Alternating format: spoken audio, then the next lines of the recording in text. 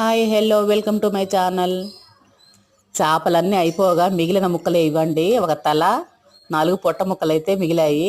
దానికి నేను పులుసు పెడదామని ఫిక్స్ అయిపోయాను. ఈ ఆదివారం మీ ఇంట్లో ఏం స్పెషల్ కామెంట్ చేయండి. ఒక 2 ఉల్లిపాయలు పేస్ట్ చేసుకున్నానండి. బాండీలో ఆయిల్ పోసుకొని ఉల్లిపాయ పేస్ట్, పచ్చిమిర్చి వేసుకున్నాను. పచ్చిమిర్చి పెద్దగా వేగాల్సిన అవసరం లేదండి, వెంటనే ఉల్లిపాయ పేస్ట్ వేసుకోవాలి. తర్వాత ఇందులోనే పసుపు, ఉప్పు, అల్లం వెల్లుల్లి పేస్ట్ వేసాను. అది వేగిన తర్వాత చేప ముక్కలు వేసుకుందామండి. ఇది అందరికీ తెలిసిన ప్రాసెస్సే, నేను కొత్తగా చెప్పేది ఏం లేదు.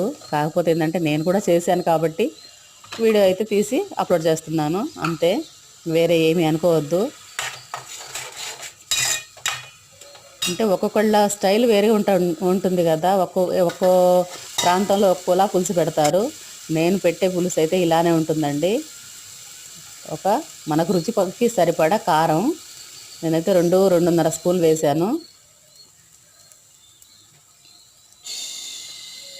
డిష్ చూడండి, చేప తల ఒకటే మిగిలిందండి. 3 చేపలు తెచ్చాను నేను, 2 అయిపోయాయి, ఒకటే మిగిలింది. ఇప్పుడు దీన్నే పులుసు పెట్టబోతున్నాను. దీంట్లోకి అయితే రాగి సంగటి సూపర్ కాంబినేషన్ అండి. చింతపులుసు కూడా పోసేసుకున్నాను. ఇందులో బెండకాయలు, మామిడికాయలు వేస్తారండి. కాకపోతే నాకు మామిడికాయలు లేవు, అందుకని బెండకాయలు అయితే వేసాను. బెండకాయ కూడా చాలా బాగుంటుందండి నంచుకోవటానికి. చేపల పులుసు రాగి సంగటి ఎంతమందికి ఇష్టమో కామెంట్ చేసేయండి. జీరా పౌడర్ 1 స్పూను జీరా పౌడర్ వేసానండి. 1 స్పూను ధనియా పౌడరు. ఇంకా అంతేనండి. నేనైతే మిగిలిన ఏమి వేయలేదు, ఏ మసాలాలు వేయలేదు.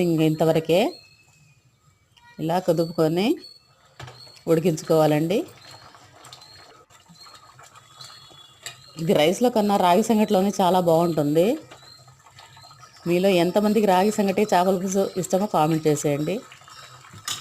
అలాగే నా వీడియో ఎంత దూరం వెళ్తుందో, ఏ ఊరు దాకా వెళ్తుందో కూడా నాకు తెలియాలి. అందుకని కామెంట్ ద్వారా నాకు తెలియచేయండి ప్లీజ్. నాకు ఉప్పు కొంచెం తక్కువ అనిపించిందండి, మళ్ళీ వేసుకున్నాను. ఒక 1/2 స్పూన్ వేసుకున్నాను. కూర అయితే రెడీ అయిపోయిందండి, చిక్కబడిపోయింది. ఈ వీడియో నచ్చినట్లయితే ప్లీజ్ లైక్ చేయండి, షేర్ చేయండి, నా ఛానల్ని సబ్స్క్రైబ్ చేసుకోండి. Thank you for watching.